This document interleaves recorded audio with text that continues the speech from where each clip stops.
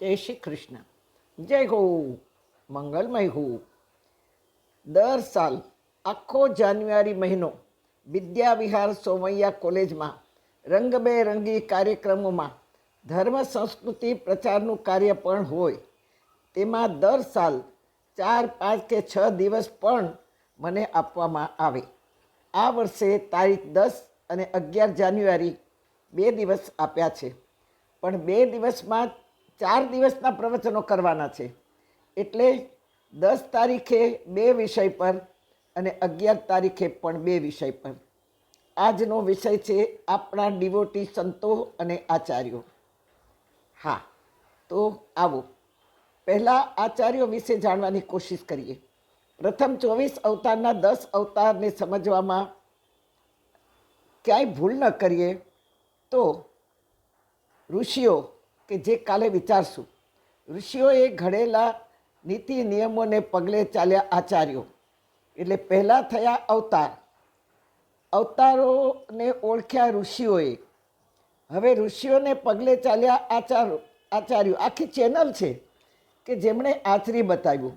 ભારતની ભૂમિ આવા આચાર્યોથી જ પવિત્ર છે.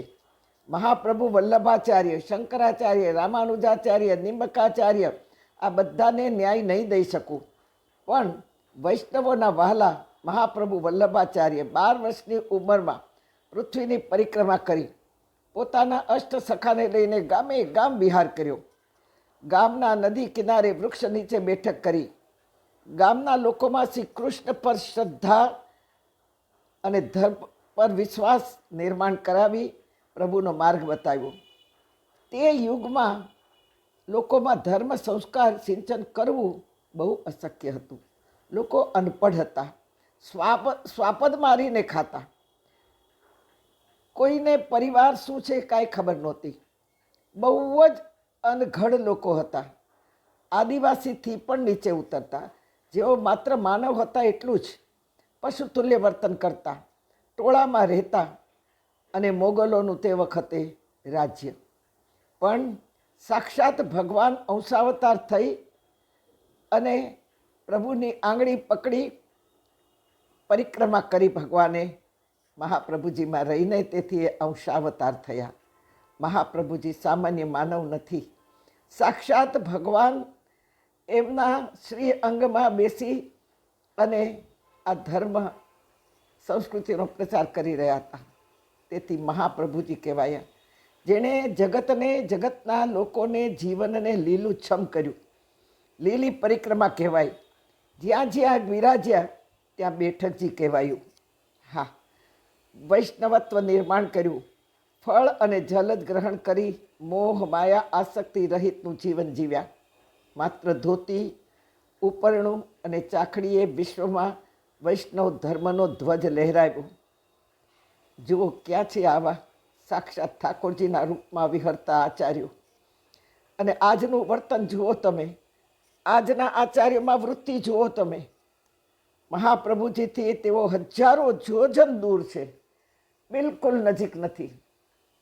મારા વૈષ્ણવ ભાઈ બહેનો, એટલું યાદ રાખજો કે ઘરમાં બીમારી આવી હોય અને આપણે આપણા ફેમિલી ડૉક્ટર પાસે જઈએ.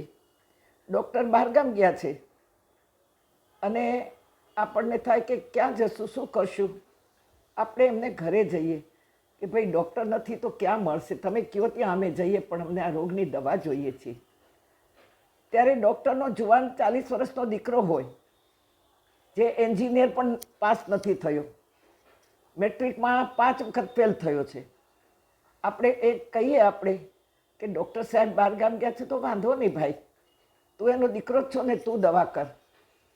આપણે લઈએ એની પાસેથી દવાઈ. ડૉક્ટરનો દીકરો ડૉક્ટર છે એમ માની લીધું આપણે. હકીકતમાં છે જ નહીં. આજનું વાતાવરણ જુઓ. વધારે નથી કહેતી, સમજદારો કો ઇશારા કાફી હૈ. હા, કાફી હૈ ઇશારા. આજનું વર્તન દરેકનું જુઓ. કથાકારો, વ્યાખ્યાનકારો, બાવાશ્રીઓ, જે કાંઈ ધર્મનો પ્રચાર કરવા માટે નીકળી પડ્યા છે, એ બધાના વર્તન જુઓ. પૂછો, અમે આપેલું ધન ક્યાં વાપરો છો? પૂછ્યું આપણે કદી? આંખ બંધ કરીને દીધે રાખીએ છીએ. ક્યાં વપરાય છે એ કદી આપણે વિચાર પણ નથી કર્યો. તેથી ધન વાપરતા, મન વાપરતા, આપણી બધી શક્તિઓ વાપરતા પહેલાં વિચાર કરવો કે આપણે કોને ચરણે ધરીએ છીએ, કે જે ધરવા જેવું છે. બસ.